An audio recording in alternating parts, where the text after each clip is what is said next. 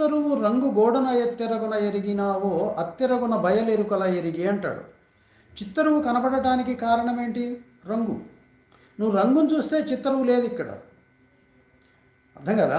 చిత్రకారుడికి తన వేస్తున్న రంగులు మాత్రమే కనపడుతుంటాయి, ఆకారాలు అతనికి కావాలన్నట్టుగా ఆ రంగుని దిద్దుకుంటాడు. కానీ నీకు మాత్రం ఆకారాలు కనపడుతుంటాయి, రంగులు కనపడవు. నీ భ్రమను వదిలిపెడితే రంగులే కనపడతాయి. ఈ రంగులు ఎక్కడున్నాయి? ఈ రంగుల వరకు అద్వైతమే, చిత్తే కనిపిస్తుంది, అంతా చైతన్యంగానే కనిపిస్తుంది. చైతన్యాన్ని వదిలిపెడితే చైతన్యాధారమైనటువంటి యొక్క పరమాత్మ అనేటువంటిది వేరే ఉంది. ఆ పరమాత్మ గోడ లాంటిది. అందుకని అన్నాడు, చిత్తరువు రంగు గోడన ఎత్తెరగున ఎరిగినావో. ఈ రంగు అనేటువంటిది గోడ మీద కనిపిస్తూ ఉంది. ఆ గోడ అనేది పరిపూర్ణం కాబట్టి గోడన ఎత్తెరగున ఎరిగినావో అత్తెరగున బయలెరుకల ఎరిగి ఎరుకను ఎగరా